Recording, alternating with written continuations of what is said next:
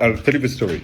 Many years ago, I did some investment banking work, and the work was also done in Russia.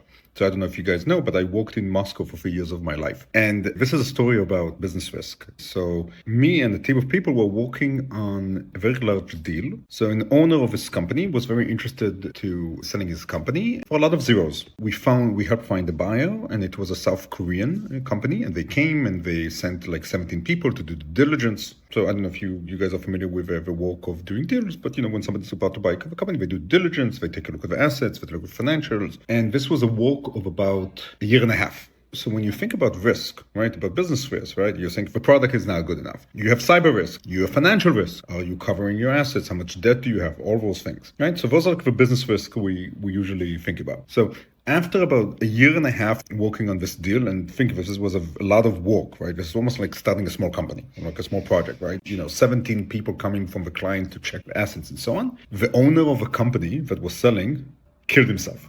Now this is Russia. So there's always you always think there's conspiracy theories, right?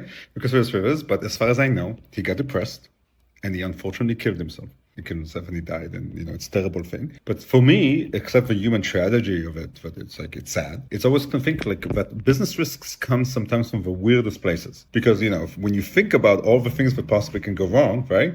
So that's like my story about business risk.